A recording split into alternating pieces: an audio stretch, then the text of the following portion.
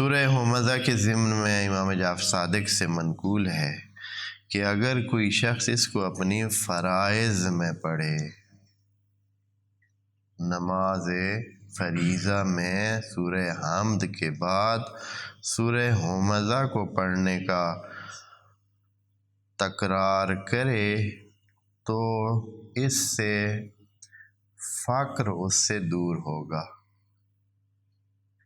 تنگ دستی، بدحالی یہ دور ہوں گے، اور اس سے بڑھ کر رزق جو ہے وہ کھچ کھچ کر اس کی طرف آئے گا۔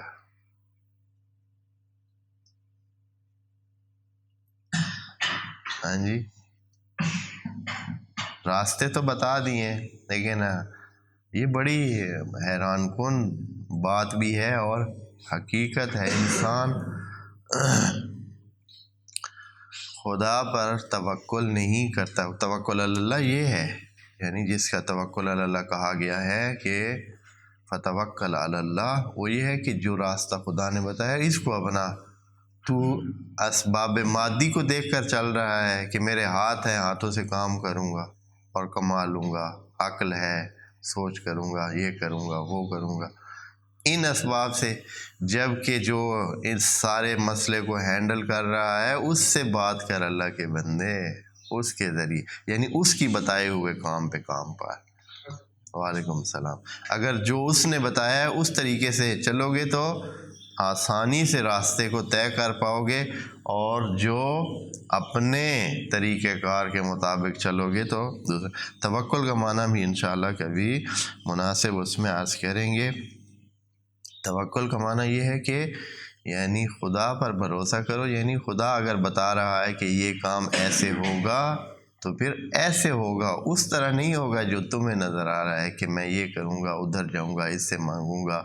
اس کو کہوں گا، اس طرح یہ کاروبار کروں گا، یہ کر لوں گا تو میرے اتنے وسائل جمع ہوں گے، یا یہ میں مسئلہ اس طرح حل کر لوں گا۔ یہ تمہارے وسائل، یہ توکل علی اللہ نہیں ہے، یہ تو اس کے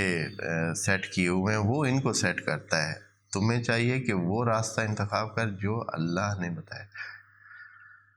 تو یہ بہت عجیب کہانی ہے۔ بس یہ جو اب کہا جا رہا ہے کہ فریضہ میں آپ اپنائیں، پھر دیکھیں کوئی اپنائے، کم از کم اس کا جو دورانیہ 40 دن ہے، 40 دن میں اس کو فرق محسوس ہونا شروع ہو جائے گا۔ اگر کوئی بندہ سورہ ہمزہ کو اپنی فریضہ نماز میں شامل کرتا ہے اور اس کو جاری رکھتا ہے، 2 دن کے بعد نہیں ہوتا ہے، ابھی تو کوئی چھپر پھٹ کے کوئی بوری نہیں گری ہے جی، جیسے کہتے ہیں کہ چھپر پھاڑ کے جو ہے رزق آئے گا، تو ایسے نہیں۔ 40 دن کم از کم، اس سے تو کم از کم یہ ہوتا ہے کہ انسان اس درگاہ الہی میں اپنی حاضری پیش کرتا ہے جی، تو